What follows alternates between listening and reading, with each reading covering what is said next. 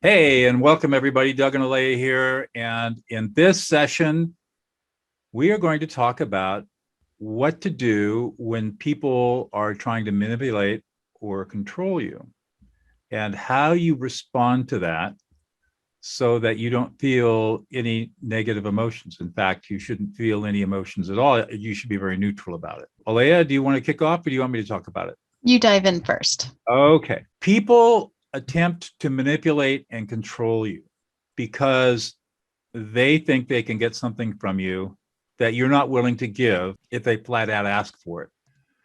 And they will try to exert some kind of power over you through a whole bunch of different means. What you want to be careful about is whether or not you're going to let them do that or not. So, for example, in the classic case of, say, an empath and a narcissist, the narcissist is wants to control the empath because the narcissist gets a huge high out of having somebody please them and meet all their needs, and they don't have to give anything back.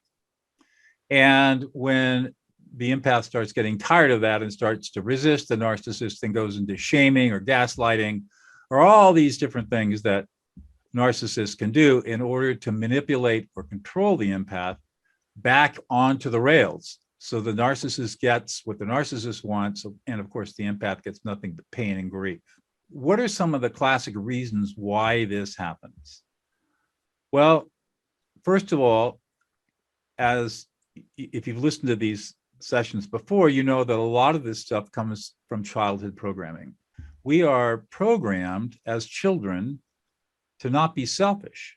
But around 2 years old, we're told, don't be selfish, put other people first, make sure other people are happy before you're happy yourself. And we're told that we can't have emotion. We are emotionally invalidated. You know, that's a constant refrain that Elaine and I talk about, is how we, as children, are emotionally invalidated by our parents. And we never develop healthy attitudes towards ourselves or towards others.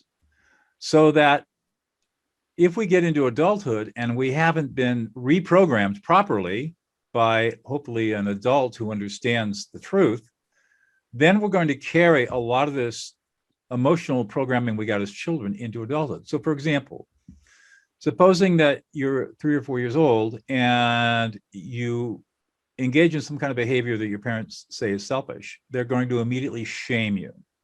They're going to make you feel bad about yourself because what they want is social control over you. So this is where the roots of control and manipulation start, with what your parents are doing to you as a 4-year-old. And as a 4-year-old, you don't know. No, and the narcissist, right? The person who's the narcissist is learning that behavior from their parents. That's right. So this is all starting at 3, 4, 5, 6 years old. And you don't know as a child because you're a child. I mean, you're totally at the mercy of the parenting around you. So if you were shamed as a means of social control to not be selfish, to always please other people, which is a very common way that parents try to train and socialize their children, is by shaming them, and you never really were reprogrammed out of that, then when you get to be an adult and people start asking things of you, you feel an immediate obligation to please them in order to avoid the pain of the shame and embarrassment and humiliation that you experienced as a child, because all that's happening is that childhood trigger is just getting repulled. So when people start to control and manipulate you, one of the things that you want to do, if you're tired of being controlled and manipulated, is one of the things you want to do is ask yourself, what emotions am I feeling right now? And you're going to feel anxiety. You're going to feel some shame. You're going to feel humiliation. You're going to feel like you're going to have a fear of rejection. Maybe anger.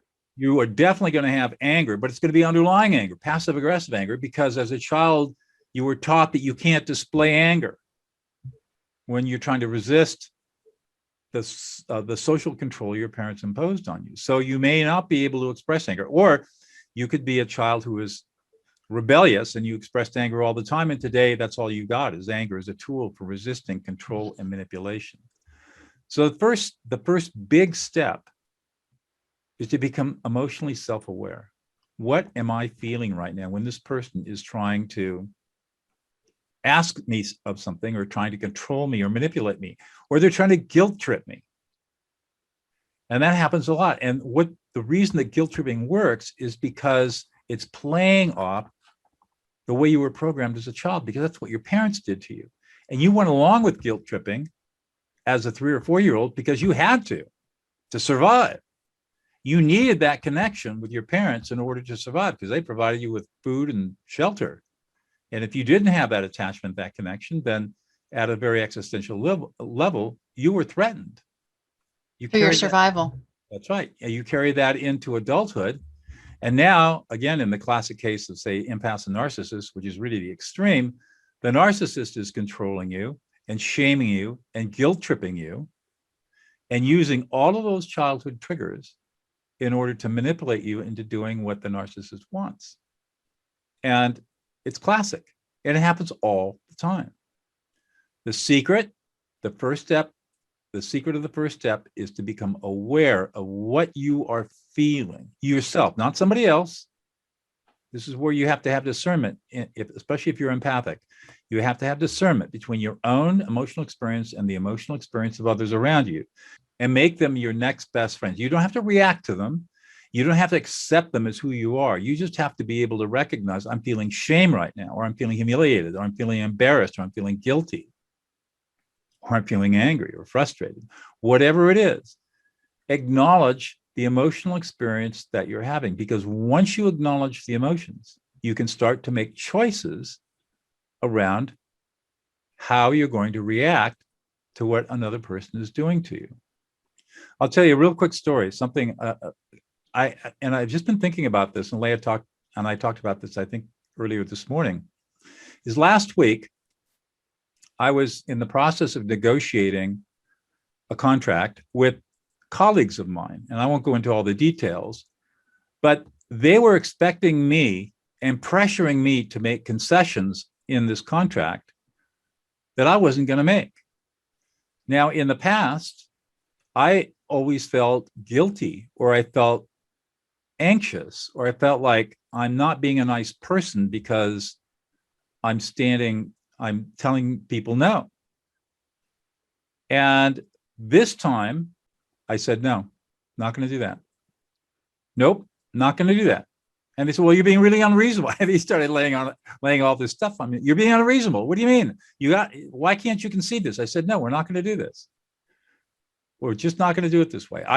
If there are other ways we can do this, but we're not going to do it this way. And you were totally neutral. And I was totally neutral. I didn't feel any anxiety. I didn't feel like, I wasn't afraid that I was going to hurt their feelings. I wasn't fearful about my own reputation or what they thought of me. I just didn't care. I was totally neutral. And that was a new experience for me. Now, I used to do a lot of work with contracts and stuff when I was a lawyer 20 years. I'm still a lawyer, but I mean, when I was practicing 20 years ago, and I haven't negotiated a contract for myself hardly ever. And so this was really an eye-opening experience for me, because I realized that I had worked so hard on developing my own self-awareness that if I felt anything come up, like humiliation, shame, guilt, fear of rejection, fear of my reputation being damaged, or people not liking me or respecting me, that I could deal with it right then and there. And the fact that I was totally neutral, not mad, not upset, nothing. I just said, no, this is just the way it's going to be, was an incredibly powerful place to stand. And you didn't get reactive to them trying to shame you. No, and they were control you and manipulate you. Mm-hmm. They were all worried that I'd be upset with them because they were pushing so hard, because we are colleagues and we have a collegial relationship. No, this is just, we're trying to hammer out a deal here. I'm not upset at all. I'm just telling you, no, we're not going to do it this way. So you can do it. If I can do it, you can do it. Yeah, you say, well, he's a lawyer and he's got all these graduate degrees. No. It has nothing to do with education. It has to do with whether or not you want to put in the time and effort to learn how to pay attention to your emotional experience, so that when somebody starts to shame you, manipulate you, control you, tell you, guilt you, gaslight you, do whatever they want, tell you you're crazy, whatever they need to do to try to get you to bend to their will, that you can pay attention to your own emotions, recognize that your childhood triggers are getting pulled, and say no. And then we're going to dive into step 2. So with control and manipulation, as an alternative practitioner, an empath, an energetic practitioner, I look at it from a different angle than Doug. And when I think about the empath and the narcissist, we first want to understand what's going on with the narcissist. And there's lots of different angles, but the one angle that I want to talk about tonight in this session is that the narcissist is what I call a power grabber. They have learned that the way that they operate in the world, the way that they get what they want, is they grab other people's power. And they also put their control on another person. So at a visual level, you could imagine that you've got these little power nuggets in your field or within you. And then other people have control nuggets and you have control nuggets. And it's this journey of what are we doing with our power nuggets and our control nuggets? And so the narcissist is putting their control nuggets on you, and they're grabbing your power nuggets. And as the empath, one of your primary needs is safety. Energetic safety, physical safety, emotional safety. And so when somebody grabs your power and they put their control nuggets on you, you then don't feel safe. And as an empath, you will do anything and everything to create a safe environment. You'll tend to them, you'll please them, you'll soothe them, you'll give your power away to them, you'll let them control you, you'll emotionally invalidate yourself. You might even say, oh, I'm so stupid, I'm so sorry I did that. You'll apologize for things that weren't even your fault. Oh, I'm so sorry you had a bad day. What? It's not your fault they had a bad day. And so we start then as an empath taking responsibility for all of these things that are not your responsibility. And then that leads you to the very tangled web. Because if you're an empath, the moment you start taking responsibility to please and to create a safe environment for yourself with somebody who is a power grabber and a controller, you then literally hold their bundle of all of their feelings, their self-hatred, their self-loathing, their lack of self-confidence, their feelings of, I am not powerful. I don't value my power. I have to grab other people's power to feel better about myself. You're going to feel all of their empty emotions thinking that that's yours. And so the journey of dealing with somebody who is a controller or a manipulator, a power grabber, is to have the awareness of safety is number one for you. Good. Safety is very important. You're in relationship with somebody who is a power grabber and a controller. At a visual level, you want to start practicing and playing with the idea that you have power nuggets and you love your power nuggets and you love them so much, you're holding them so tightly. Good luck anyone trying to grab them. They're not going to budge because you value your power deep in your core. And as you hold your power deep in your core, you start to feel how holding your power deep within you creates safety inside you. So now you're working with your inner world, cultivating a stronger current of safety inside you because you're holding your power deep inside. Then when somebody does try to grab your power, you have, with practice, you have the neutral stance, and your inner quiet dialogue, don't recommend this out loud, is, oh, look, they're trying to grab my power because they don't value their own power. They value other people's power more. Oh, I really value my power. I'm going to model to them how I so deeply value my power. I value my power so much, I would never give it away. And then you don't get triggered. So that's the sort of step 2 practice with the power. And it's just a visualization or inviting some energetic aspect of you to do it. And then the second piece, and then we'll complete, is the control. So I kind of think of it like you've got control docking stations, like a spaceship, right? Like our little docking stations. And in your field, your energy fields, you've got all of these control docking stations. And if you've got all your control nuggets in your control docking stations, the most controlling person cannot put any of their control nuggets on you because you don't have any empty control docking stations. So the highly controlling person comes over and they're trying to find an empty control docking station. And you're like, I'm in control myself. No empty control docking stations here. And then they give up because there's no place for their control to fit in your field. How do you get there? You just imagine lifting all of your control nuggets off of everyone and everything, because if somebody's controlling you, there's a tiny possibility that you're controlling other people and you're drawing somebody to you, showing you what you're doing. It might not be this other person that you're controlling, but it might be other people like your children or your pets or your cats or things in the outer world. So a daily practice is lifting all of your control off of everyone and everything, bringing your grids of control, your fabric of control, your nuggets of control, whatever words work for you, back into your own field, back into your core. And really, in truth, the only thing that we can control is the vibration, the energy, our inner world, how you are holding yourself deep in your core. And so when you start controlling this energy and also bringing in Doug's step one of how am I feeling right now? I've got a lot of grief. I've got a lot of shame. I've got a lot of fear. Fear of rejection, fear of being controlled. Oh, well, if I hold my power deep in my core, then I'm safe. And if I lift all my control off of everyone and everything, and I just control this energy within me, ooh, now you just move to a whole nother level of power. And that then moves you to a place of neutrality when you are dealing with people who don't value their power, they're trying to grab others, who aren't in control of themselves, trying to control others. And you have the compassion reaction, and you're modeling a solution deep within. The last thing that I want to talk about is the problem that many people have when, especially if they have empathic sensitivity, where they meet somebody like a narcissist and they feel like I can fix this person. This person's wounded and hurt, and I can fix them. I see what's wrong with them. And you get this strong impulse or urge to fix. And that leads you into a disastrous relationship because you're dealing with a person who maybe can't be fixed.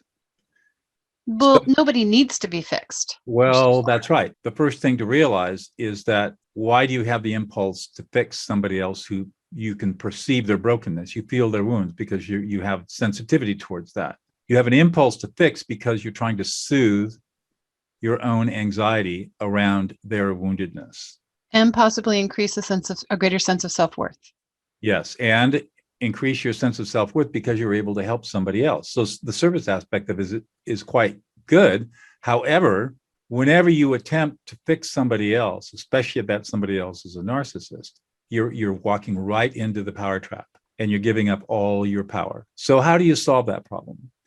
The first thing is to recognize the discomfort that you feel when you feel in the presence of a wounded person, so I can fix that person. And resist that impulse and say, it's not my job to fix them. It's my job to hold a safe space for them to fix themselves if they want. Other than that, I am not here to mess around inside with my toolbox inside of who they are and try to make them well and whole. They have to decide whether or not they want to make themselves well and whole. And if they don't, if they choose to remain who they are, then you have to make the choice of whether or not it's worth being in any kind of relationship with them. And that can be difficult, admittedly. However, if you don't recognize the dynamic of what's going on, the dynamic of trying to fix the broken person where you're doing everything you can to fix them, and as you do that, you give up your power, you now subject yourself to being manipulated and controlled by this person. They have a lever over. Oh, she's trying to fix me. So I can now use that to get what I want. So just be aware of that. Just be aware of that.